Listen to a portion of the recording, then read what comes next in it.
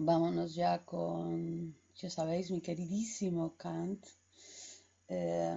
Recuperaré enseguida la, la compostura. A mí no me cuesta nada, además, ¿vale? Hombre, ya, Lucía, a ver, normal, tú lo que quieres es carallada, ¿no? Pero estuve pensando, ¿sabéis? Antes de empezar, estuve pensando, a ver qué os parece, pero eso, si tal, quedamos al final, que podemos montar una carallada, ¿eh?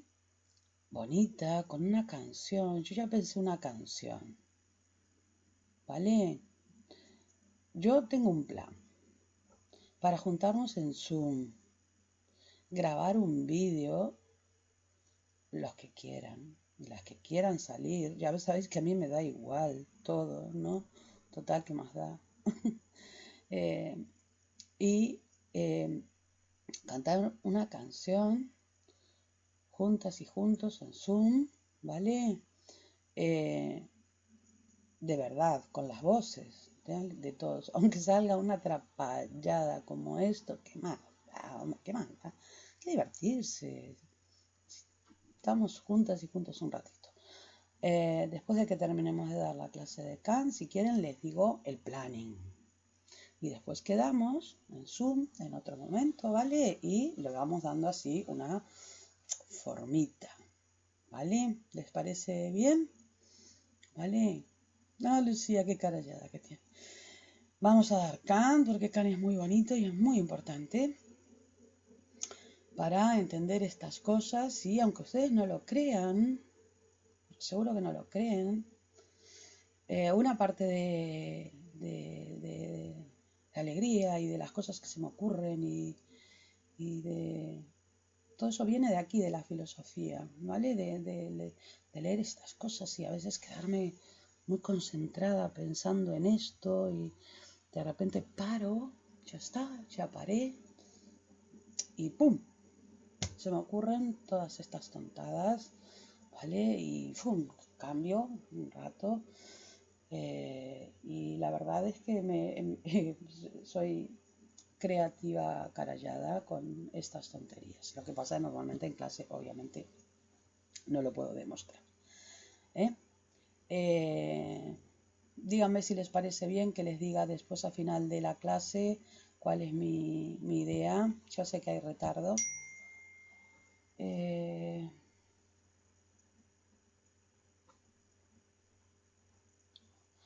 Perdón porque estoy con dos o tres cosas a la vez. Eh, Estamos un poco con actividad frenética en el instituto. Fin de semana se nos fue al garete con los últimos, les digo, ¿qué más da, no? Sacar fin de semana, que no, pero bueno, con esto de haber sacado las cosas a último, ya hacia fin de semana, las órdenes, ¿no? Bueno, les decía que por eso, ¿qué más da? ¿Vale? Y después si no queremos no lo subimos. Yo creo que va a ser bonito que lo vamos a subir. Bueno, bueno, voy a silenciar esto, Dios mío. Porque aunque esté a dos o tres cosas, ya sabéis que yo después me concentro, no le hago ni caso al móvil ni a nada.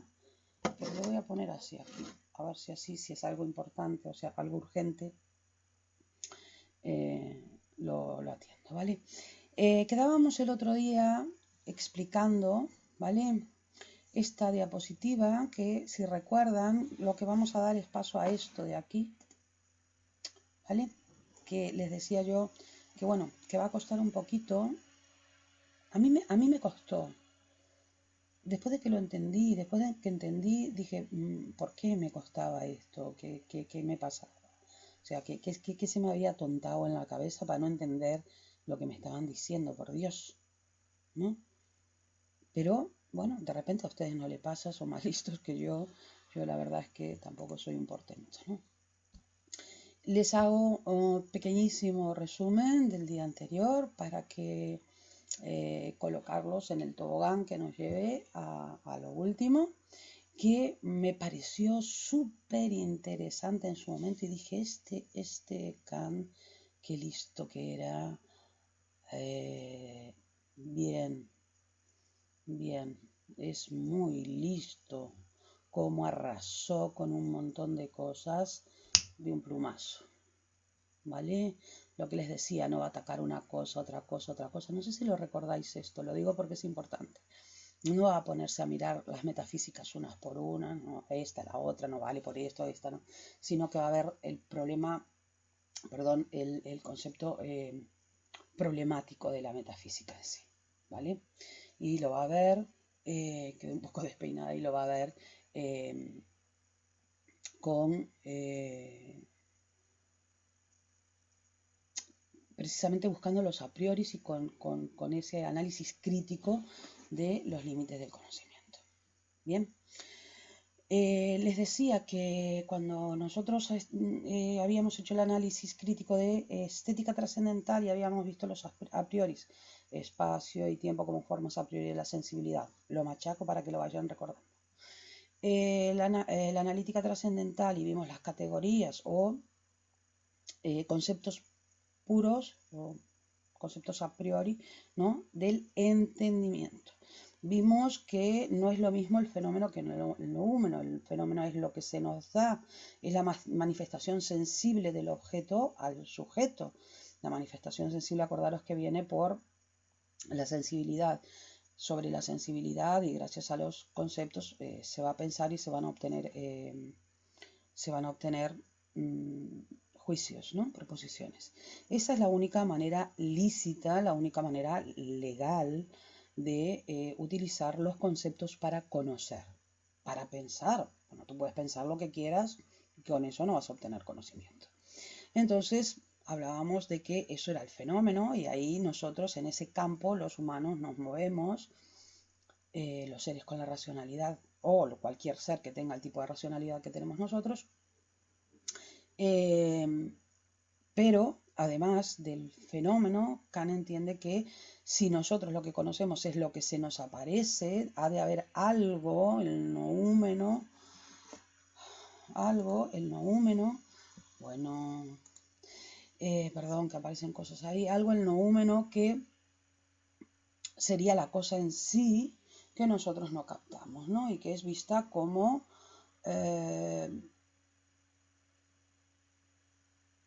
digamos, un límite de conocimiento.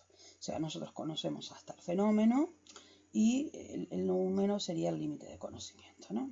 A partir de ahí lo que hacía era pasar ya a analizar en la dialéctica trascendental los límites de la razón. Ahí está pues con esa lógica de la ilusión que teníamos aquí, viendo lo que era la ilusión trascendental, que era que la razón se caía en esa ilusión trascendental porque la razón por tendencia natural superaba, o sea, quería superar la experiencia, pero por su propia limitación, por su propia constitución, no podía alcanzar esos objetos, ¿vale? Esos objetos que estaban más allá de la experiencia, como vimos aquí, porque solo podemos conocer la experiencia, lo experiencial en el fenómeno. Y fijaros, os decía, aquí está la clave para hoy, en lo incondicionado, que eso es una síntesis cada vez mayor. Voy a arreglar esto de aquí. Lo incondicionado, quédense con esto, es una síntesis cada vez mayor, ¿no? Lo incondicionado, para que lo entiendan, lo incondicionado es si esto depende de esto, fijaros, para sostenerse, bueno, se me va a caer, pero da igual, háganse la idea, ¿no? Si esto depende de esto para sostenerse, esto depende de mi mano para sostenerse. La condición de que esto se sostenga, háganse la idea de que yo no lo estoy sosteniendo con mi otra mano, sino solo el cable.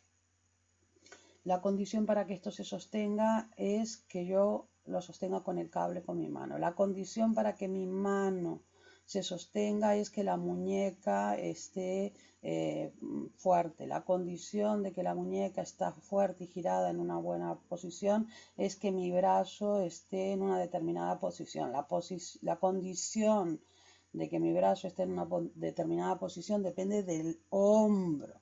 La condición también es del tronco, porque si yo me caigo, todo esto se cae.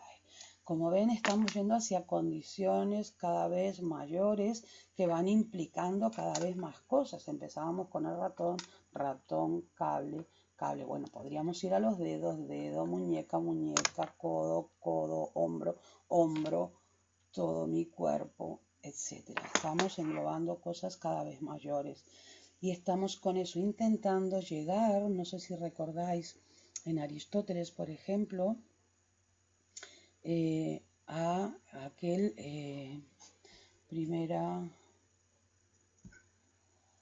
aquella primer motor inmóvil, por ejemplo, de Aristóteles, ¿no? Donde lo que hacíamos era precisamente todo aquello que era algo, una condición media que te hacía subir, te hacía subir, te hacía subir hasta llegar a una primerísima causa, una primerísima condición que no tenía otra condición, un primer motor inmóvil. En este caso sería, lo incondicionado sería una primera condición que condiciona todo lo demás, pero que no está condicionado por nada, ¿vale? Realmente la tendencia unificadora de la razón te dice, ¿por qué se mantiene esto? Se mantiene porque algo lo mantiene. ¿Qué es eso algo que lo mantiene? Claro, estamos empezando a construir ese algo, perdón, que lo mantiene. Estamos empezando a construir un razonamiento. Si algo que lo mantiene es un cable. Por lo tanto, el cable mantiene al ratón, el ratón es sostenido por el cable, luego esto se sostiene. Yo qué sé, estoy construyendo un razonamiento trapaciejo, ¿vale? Y luego hago lo mismo con los dedos, luego lo mismo de los dedos respecto a la muñeca, con lo cual voy incluyendo cada vez más, ¿vale? Tendría que ir incluyendo cada vez más, ¿no? El ratón, el cable, los dedos, la muñeca, el codo, el hombro, etc. Entonces veis que cada vez estoy yendo hacia mayores condiciones para ir a síntesis cada vez más grandes y llegar a lo incondicionado. La razón tiene esa tendencia unificadora. Lo que quiere hacer la razón es abarcar cada vez más generalidades cada vez mayores, ¿vale? Y en esa generalización unificadora, digamos, en esa tendencia unificadora, produce conceptos a priori de la razón que son las ideas. ¿Vale?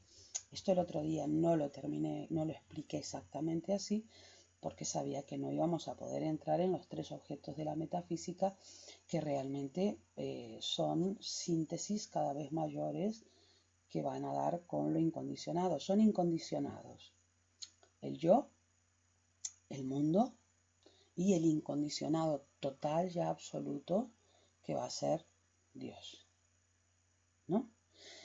Y si recordáis, esperad porque ahora os vuelvo a poner todo, tengo que desarmar todas estas cosas que hago. El incondicionado absoluto, en ese sentido que sería Dios, fijaros, va a incluir los otros dos objetos. Entonces, la pregunta, ¿vale? Aquí de si se pueden formular juicios sintéticos a priori en metafísica, que si recordáis era la pregunta específica que le preocupaba a Kant por una cuestión de su tiempo, ¿no? Específica de aquella que podemos conocer, ¿no? Al final se termina resumiendo, en este momento que ya sabéis todo esto, es que si hay fenómeno, o sea, si se nos aparecen, fijaros, aquí tenéis, mirad esto por favor, si hay manifestación sensible del objeto, al sujeto, de los tres objetos de la metafísica. Hay fenómenos, se nos aparecen en la sensibilidad, el yo, la conciencia, el mundo como totalidad. Pensad bien lo que os estoy diciendo. Vosotros miráis, ¿cómo que no vemos el mundo? A ver, por favor, si mientras yo estoy mirando para adelante, la ventana, no estoy viendo hacia atrás lo que ustedes están viendo por la pantalla. Y mientras están viendo esto por la pantalla, no están viendo lo que hay detrás de ustedes. O sea, el mundo como absoluta totalidad, como lo que contiene todos los fenómenos externos. No, ¿vale? Esto es lo que nos va a dar paso, aquí es lo que tenéis, a tratar dentro de la dialéctica trascendental el problema del yo, el problema del mundo y el problema de Dios. Y obviamente vamos a tener que dar una conclusión que vosotros la conocéis, que es que la metafísica es imposible como ciencia. No es un problema de que Descartes la haya hecho mal, de que Aristóteles lo ha hecho mal, de Platón lo hizo mal. No, es que ellos intentaron hacer algo que no se puede hacer. Espero un momentito a ver si me preguntan algo. Ya sé que tenemos el retardo. ¿Vale? Voy a tomar un poquito de agua. Voy a traer la crítica de la razón pura porque quiero mostrarles una cosa, que vean una cosa física de la crítica de la razón pura respecto al segundo objeto, a mundo, que cuando estoy en clase nunca la puedo mostrar porque no me acuerdo con el trajín diario de llevarla, y como es un libro un tantito gordo, pues no voy a andar con ella, con todas las trapalladas que ando en mi maletín, ¿vale? Y además voy a cerrar para tomar un poquito de agua.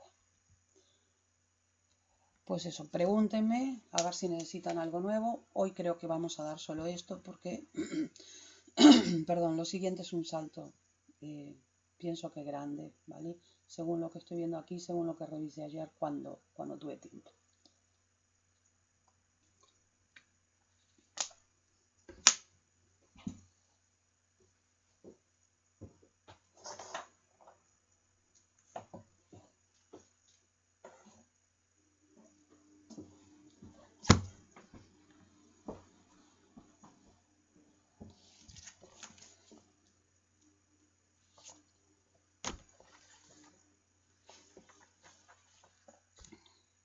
Bueno, yo estoy aquí, sigo esperando ahí y voy a buscar aquí porque además se ve muy fácil.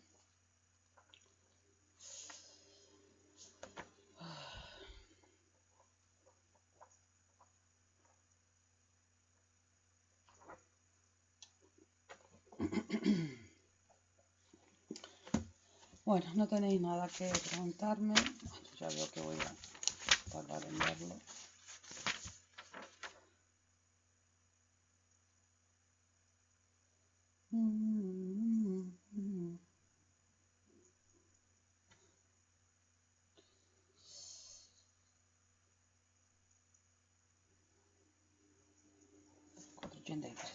Ninguna pregunta entonces, ¿no? Creo que está por la página 480 y algo.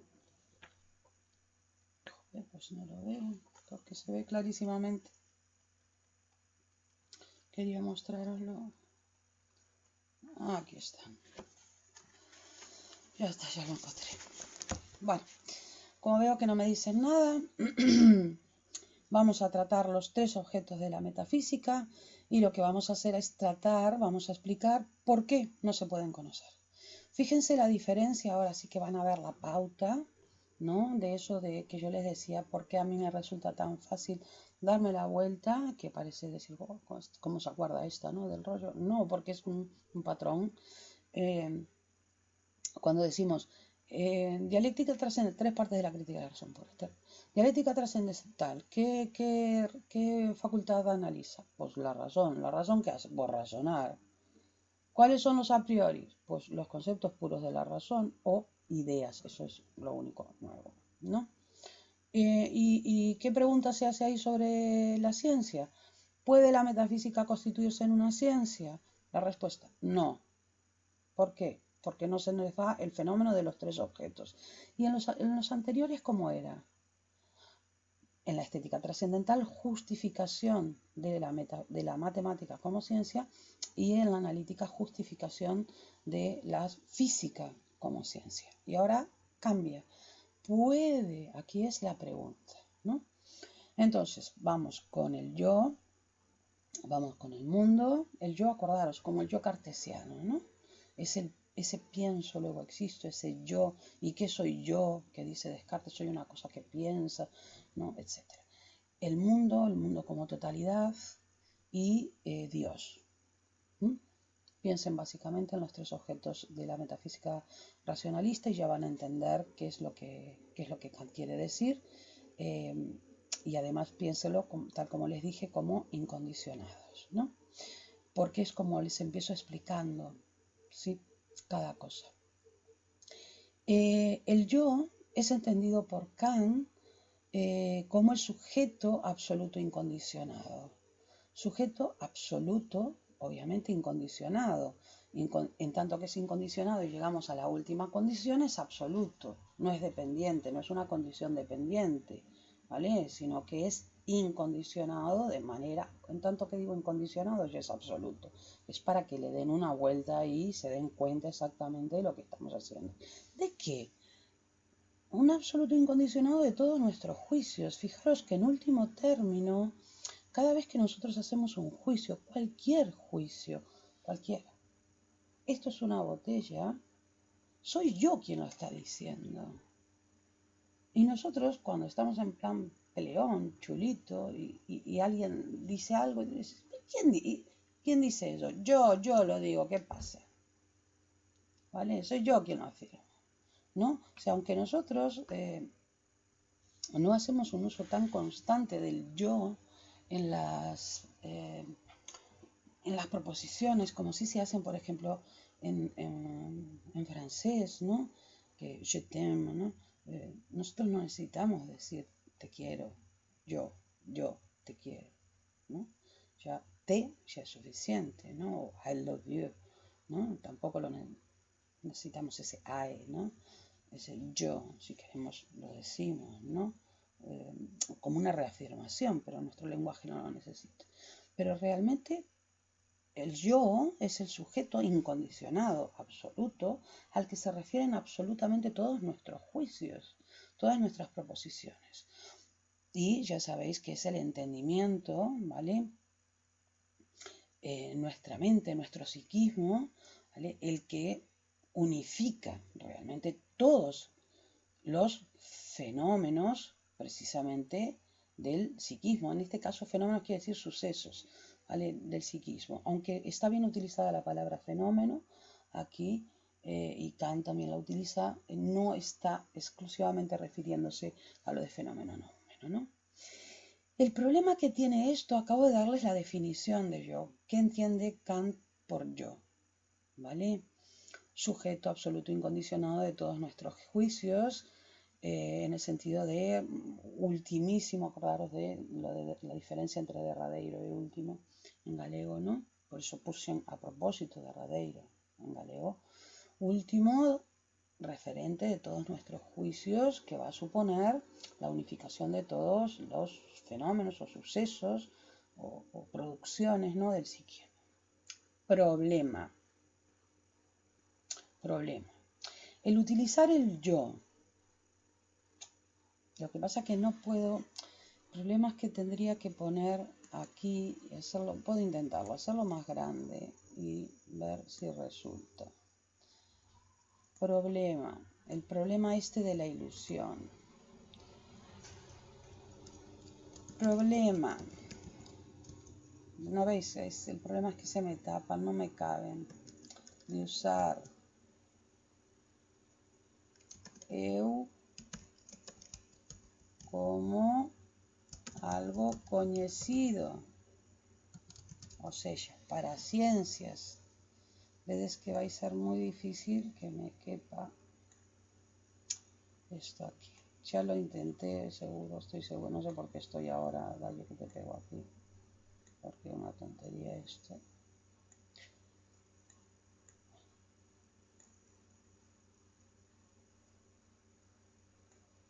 Ahí. Voy a intentarlo con esto, pero cada vez que le ponga problema a cada uno, porque veis que el tema está en que es un problema.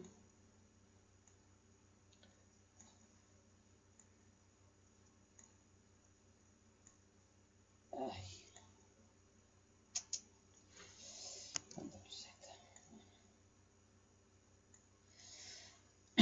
Problema de usar eu como algo conocido e que vaya a producir o que se llaman os 4 paralogismos. Lo que tenéis que saber es que son razonamientos erróneos. Si no os acordáis del nombre paralogismo, decís que produce razonamientos erróneos. Y produce 4. Si no os acordáis si son 4, ponéis produce razonamientos erróneos. ¿Vale? Sustancialidad, simplicidad, personalidad e idealidad. Lo que hace, para que lo entendáis, no lo voy a explicar. Esto es tremendamente complicado y solo les voy a explicar lo que sucede, no cómo sucede, que lo complicado es explicar cómo sucede.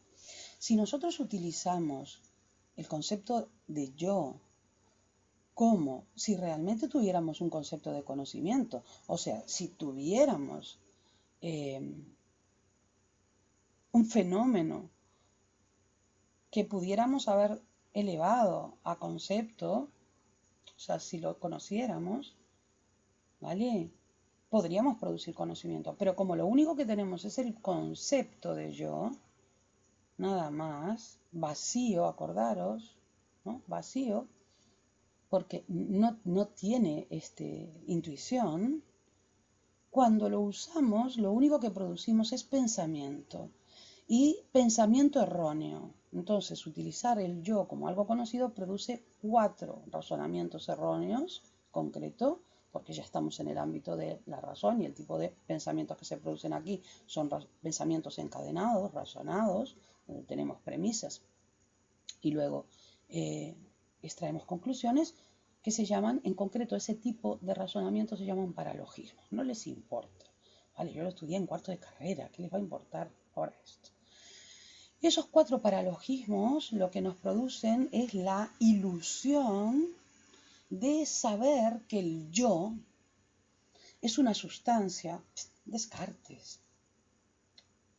¿Qué es el yo? ¿Qué somos nosotros? Una sustancia simple en la que se basa nuestra personalidad, ¿no? Y fijaros que es ideal, ¿no? En el sentido de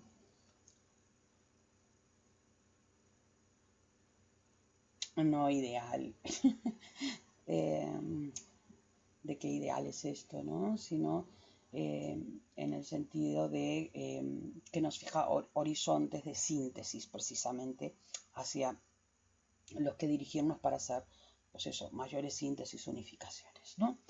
Estos paralogismos que van a ser sustancialidad, simplicidad, personalidad e idealidad, son producidos al tratar el yo como si nosotros tuviéramos el fenómeno. ¿Vale? Recordad, por favor, la crítica al yo, a la sustancia, en concreto a la sustancia personal de Hume, ¿vale? Que yo solamente se los mencioné, es una crítica súper interesante, pero hace falta mínimo una clase para entenderla y es interesantísima. Hume termina viendo el yo, nuestro yo, cada uno de nuestros yoes, pensad en vosotros, como una especie de no lugar, porque en realidad no habría ningún lugar ahí, ¿no? De escenario, y dice, pero imagínense que no hay escenario, porque decir que hay un escenario ya es decir que hay algo, ¿no? Donde pasan cosas. Decir que hay escenario ya es decir que hay una sustancia, ¿no? Realmente lo que sucede con nuestro yo personal es que van fluyendo impresiones, ideas y punto. Y nosotros tenemos la ilusión de que eso constituye una unidad. Pero la ponemos nosotros, no la unidad. Es una ilusión, ¿vale? De Hume, que le despertó del sueño dogmático, ¿no? Nada, por lo tanto, de lo que se diga del yo, nada de lo que se diga del yo puede ser demostrado y, por supuesto, fijaros, estas cosas que hacía Descartes, de tomar el yo como algo evidente, pues nada de nada, eso es la idea, rien de rien, ¿no? Y menos aún si ya no puede ser conocido, porque la evidencia no es tal, no es garantía de nada, todo lo que pueda ser demostrado a partir de eso, que era lo que hacía Descartes, conseguir una primera verdad, ¿no?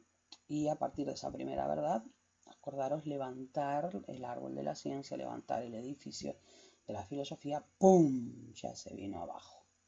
Como no hay fenómeno de yo, no pueden formularse juicios sintéticos a priori sobre él. Por lo tanto, ¡pum! Primer objeto de la metafísica bombardeado, pero con una bomba de profundidad, como las que se mandaban en la Segunda Guerra Mundial, por ejemplo, contra los submarinos, o la que los submarinos mandaban contra los barcos para darles en su línea de flotación, que es por debajo, ¿no?, de su línea de flotación, que es la manera más eficaz de destruir un barco, ¿no? Hacerlo que se hunda, ¿no? Bueno, entendieron esto porque es importante que entiendan desde el principio el problema de lo incondicionado, de lo absoluto incondicionado. Eso es lo primero que expliqué. ¿A qué se refiere? En este caso es a yo. Ahora vamos a explicar al mundo, ¿no? El otro incondicionado. Y el problema que tiene utilizar ese concepto como si nosotros tuviéramos el fenómeno de ese concepto. Trae problemas a la hora de razonar porque nos lleva a una ilusión, ¿vale? Y el llevarnos a una ilusión precisamente es lo que lleva a que no se puedan formular juicios sintéticos a priori sobre él y no se pueda hacer ciencia sobre ese objeto, sea yo, mundo o Dios. Espero un segundito, ¿vale?, para que me pregunten algo sobre esto. Sé que hay retardo de 10 segundos, o sea que espero 10 segunditos. Y me dicen si hay algún problema con estos dos conceptos, porque si hay problemas aquí va a haber problemas en lo siguiente, que es en mundo y en Dios, obviamente. Entonces no vamos a adelantar, ¿no? Voy a cambiar un momento la diapositiva, pero es por una cuestión mía, no es por una cuestión de ustedes, Ay, Dios. Ya, basta.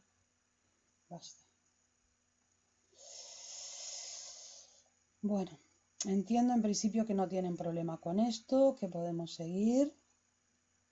De cualquier manera, si veo, intentaré mirar el chat, ¿vale?, y no despistarme por si surge algún problema. Pasamos a un segundo nivel ya, perdón, de síntesis hacia lo incondicionado. Hasta ahora nosotros lo que hicimos fue mirar el yo, que es el último referente de los juicios, de nuestros juicios, sería, digamos, algo psíquico, ¿no? El último referente de lo psíquico, ese yo, todo referido al yo, ¿no? Ahora vamos a ir hacia los fenómenos externos, ¿no? Lo que en Descartes sería la resistencia. Lo estoy haciendo así comparando, una, para repasarles Descartes, y dos, para que vayamos con un orden que vayan entendiendo, siguiendo a Descartes, ¿no? Y el referente ese en el que, acordaros, en el que él se creó intelectualmente, que era el mundo de la metafísica racionalista, ¿no? En el mundo alemán en ese momento. Entonces, ¿qué entiende por mundo Kant? El conjunto incondicionado, absoluto, ya sabéis, ahora ya no lo repito porque ya tenéis el concepto desde el principio, el conjunto incondicionado de todos los fenómenos de la experiencia. O sea, todos los fenómenos de la experiencia, fijaros, ¿no? Que existen, ¿vale? Que existen en el mundo. Pues esto, y empiezo a juntarlos. ¿Dónde existen? En el mundo. No son fenómenos referidos a mi psiquismo. Obviamente mi psiquismo existe en el mundo, o sea que, fijaros, yo me siento en el mundo, me veo en el mundo, etcétera, ¿sí? Veo mi mano en el mundo. Ya sabemos que eso no es un juicio sintético a priori, sino, acordaros que había una diferencia entre lo que eran intuiciones, digamos, de tipo sensible únicamente, ¿no? Y otro tipo de intuiciones que iban a poder cargar juicios sintéticos, cargar quiero decir elevar, ¿no?, a juicios sintéticos a priori. Entonces, el mundo es el conjunto incondicionado de todos los fenómenos de la experiencia, el último referente de todos los fenómenos de experiencia que existen en el mundo como absoluta totalidad. Problema. Problema de usar mundo como algo conocido. Lo voy a poner aquí. Y lo copio. Y así queda. Voy a ponerlos esto aquí.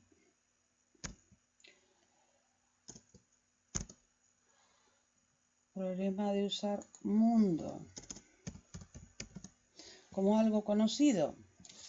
Pues que se produce lo que se llaman las 4 antinomias de la razón. No, ya está, queda pegado. Las 4 antinomias de la razón. Ahora se los voy a mostrar en el libro lo que son las antinomias. No me pongan antimomias, cualquier cosa me ponen. 4 antinomias. ¿Qué teníamos en el primero? Los 4 paralogismos o razonamientos erróneos. Las antinomias no son razonamientos erróneos. Lo que nosotros tenemos es que una vez que utilizamos el concepto de mundo como algo conocido, podemos producir de la misma manera como algo razonable y no poder decantarnos de ninguna forma por un u otro razonamiento, la tesis de algo, es decir, algo es así, así, así, así, así, así, respecto al mundo, por supuesto. Ahora os lo voy a mostrar como la antítesis, o sea, lo contrario. ¿Vale? Fijaros que en el mundo de la especulación, hoy, por ejemplo, cuando se están sacando teorías sobre por qué en unos lugares se está extendiendo el coronavirus y en otros lugares no, a pesar de que no se ha puesto la cuarentena, etcétera, etcétera, ¿qué está pasando? ¿Vale? Hay tanto la tesis que dice esto es por esto, y la contraria.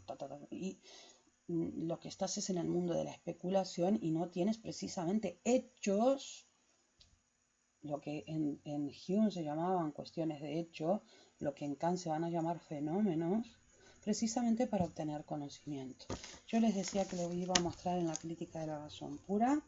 Aquí tenéis, por ejemplo, el cuarto conflicto. A nosotros lo que nos va a interesar es el tercero, especialmente. Pero si os fijáis, lo que va haciendo Kant es poner la tesis, ¿vale? Ay, perdón, es que tengo tanta atrapallada aquí. Porque como ven, sí es cierto que yo trabajo siempre con papelitos, ¿no? ¿Sabes yo dónde estaban esos papelitos? Si os fijáis, lo que tenemos aquí es, por un lado, la tesis y por otro, la antítesis, ¿vale? Voy a ver si encuentro la tercera antítesis, porque me salió el cuarto conflicto, el principio, porque... ¿eh? Observación sobre la tercera antinomia. Tercer conflicto, aquí está. Es este. Este nos va a interesar muchísimo, ¿vale? El tercer conflicto. Luego de esto vienen unas observaciones. Si os fijáis, está aquí la tesis y aquí la antítesis. Y aquí viene la prueba.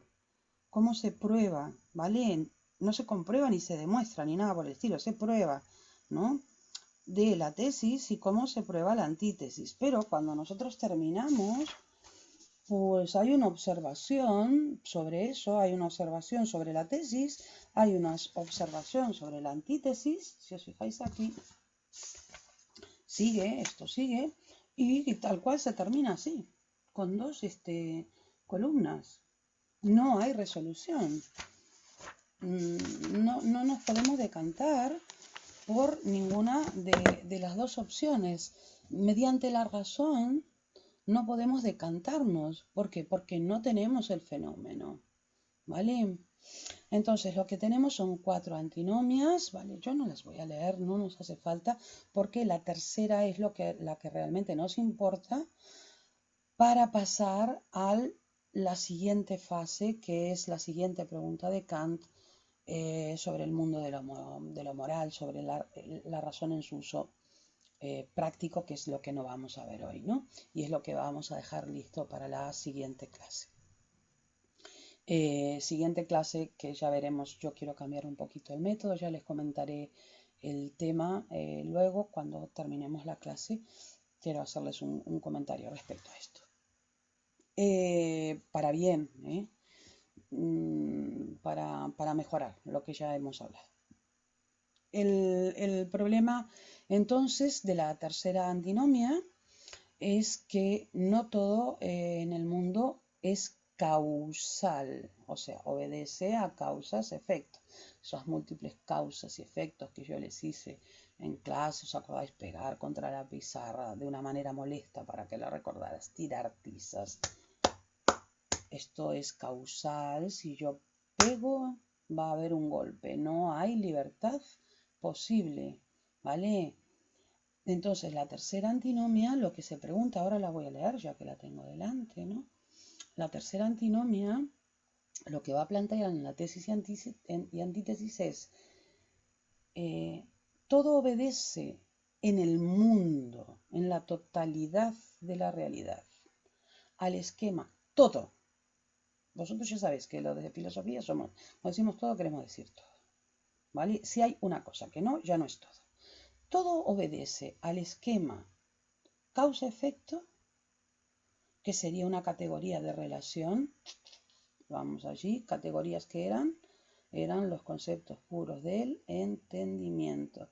Y cuándo se podían aplicar legítimamente, para producir conocimiento, cuando tenías el objeto dado experiencialmente, cuando tenías el fenómeno.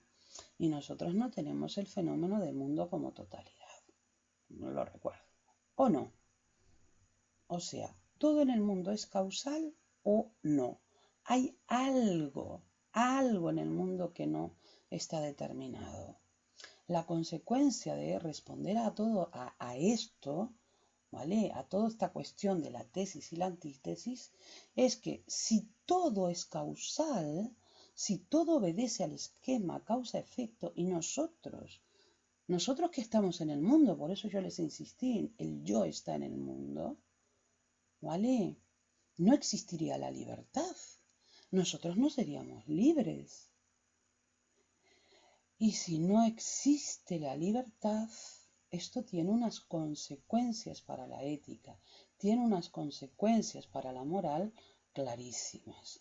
O sea, las personas que ahora, cuando se nos está pidiendo, por ejemplo, que no salgamos por cuestiones de ética, de decisión personal, de elección personal e incluso de una ética de tipo social, cívica, ¿no? Por cuestiones de no hacerle daño a los demás, ¿no? Y no extender el COVID-19. No salimos, realmente no lo estamos haciendo libremente, porque sí es cierto que todo en el mundo es causal, aunque nosotros tenemos la ilusión Matrix, ¿no? Aunque tenemos la ilusión de que lo estamos haciendo libre, pues no está siendo libre, ¿vale? Lo que decía la de Fringe, creéis que estáis haciendo cosas, pero esto son puras matemáticas, y sabéis que matemáticas es el mundo de la necesidad también, ¿no? Acordaros que él admira a Newton y que fue como quien instauró totalmente la física moderna, y para él esto no se iba a tocar, y ese es el mundo de la necesidad, ¿no? Es el mundo de las matemáticas. Sin matemáticas no es posible la física. ¿Por qué? Porque es lo medible, lo que una vez que pones en marcha necesariamente existe, porque es mecánico, que es un poco la idea con la que sí coincide la física cartesiana, ¿no? Claro, y la persona que sale va a ser el tonto por ahí, ¿no? Sale pues mecánicamente también, o sea que no es culpable de nada, porque no hay libertad. O sea, esto tiene unas consecuencias brutales para la ética. Les voy a leer en un momento, porque veis que no es nada. Ay, por Dios, mis papeles. Pero yo no los tiro, son mis papeles queridos. Trabajé mucho en ellos. Son estas dos cositas nada más. Es muy cortito. La tesis y la antítesis que él plantea son muy cortos y vais a tener el privilegio de oír lo que decía el propio Kant. O las pruebas y las observaciones ya estamos en harina de otro costal, ¿no? La tesis, tercer conflicto de las ideas trascendentales. Son trascendentales porque están intentando trascender, ir más allá, ¿vale? Ese es el problema que tienen, ¿no? Cuando hacemos un uso ilegítimo, ¿no? La tesis es: la causalidad, según leyes de la naturaleza, no es la única de la que pueden derivar los fenómenos todos del mundo. Para explicar estos nos hace falta otra causalidad por libertad. Y la antítesis sería, yo lo puse al revés, pero eso no importa porque nosotros nunca miramos esto. No hay libertad, todo cuanto sucede en el mundo se desarrolla exclusivamente según leyes de la naturaleza. Punto. ¿Veis que es clarísimo? Es clarísimo. O sea, la causalidad según leyes de la naturaleza no es la única de la que se pueden derivar los fenómenos todos del mundo, y para explicar esto nos hace falta otra causalidad por libertad, y empieza la prueba. ¿Veis? Siempre vamos a la izquierda, ¿vale? Y después vienen las observaciones sobre la tesis y la antítesis, lo contrario. Venga, conflicto. No hay libertad, son antinomias, ¿vale? Antinomias, o sea, antinormas que nosotros podemos derivar, ¿no? Lo llama así, que podemos derivar, ¿vale? De la aplicación de la idea de mundo. No hay libertad, solo hay causalidad, ¿no? Todo cuanto sucede, lo de solo hay causalidad lo digo yo. Esto yo estudio así, voy metiendo las cosas por el medio. Todo cuanto sucede en el mundo se desarrolla exclusivamente según leyes de la naturaleza. Punto. Problema grande. Vamos al tercer nivel ya, que es el nivel de Dios. Veo que no me preguntáis nada, que es la unidad absoluta, ya, de totalidad interior, ¿vale? Que sería el yo, y totalidad exterior, que sería el mundo. Sería, por lo tanto, Dios vendría a representar ya esa síntesis unificadora, ¿vale? Tendiente a lo incondicionado absoluto de los fenómenos psíquicos, alma, psique, yo, y de la experiencia mundo, en una única causa de la que dependerían tanto el yo como el mundo, y por la que serían explicados tanto el yo como el mundo. Yo creo que esto no necesito explicarlo, porque ya en tanto causa última, etcétera, ya tenéis todo el bagaje aristotélico para entenderlo, incluso algo de lo poco que explicamos de medieval, ¿no? Y tenéis también todo el bagaje cartesiano. Problema, bomba total.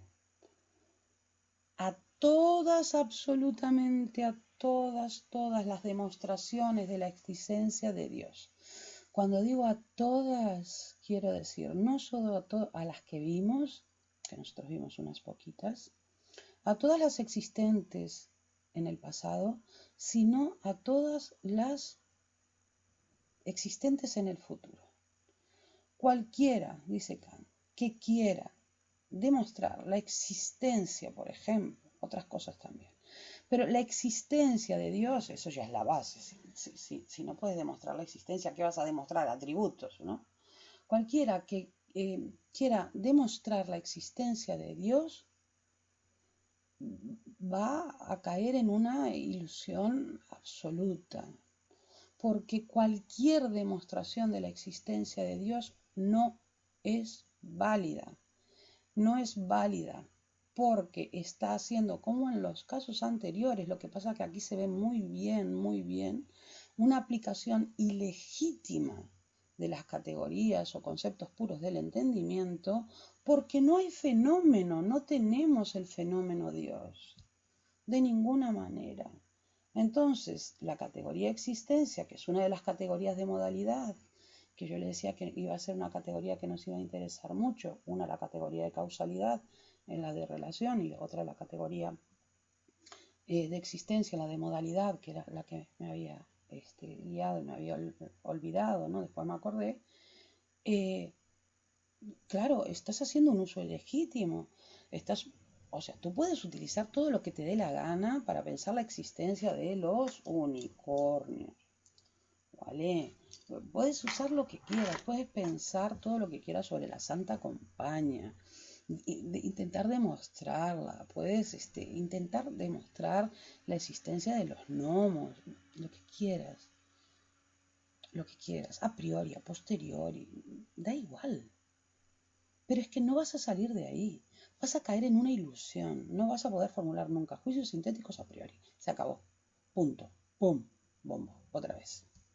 En conclusión, ya para terminar, la metafísica es imposible como ciencia. ¿Por qué? Porque no se pueden formular juicios sintéticos a priori. ¿Por qué? Porque no tenemos el fenómeno. Y si aplicamos las categorías a un objeto del que no tenemos fenómeno, no podemos formular juicios sintéticos a priori. Así de simple.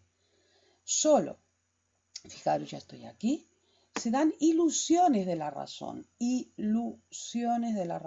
al trabajar en el uso teórico de la razón. Por favor, recuerden esto, estamos terminando de hacer el análisis del uso teórico de la razón, ¿vale? Que es esto, Por favor, miren el libro. Es esto. Solo se dan ilusiones de la razón al trabajar con ideas. Esto quiere decir que las ideas de la razón o categorías a priori de la razón no tienen ninguna función. No. No sirven para darnos conocimiento teórico. Apunten eso. Las ideas de la razón o categorías de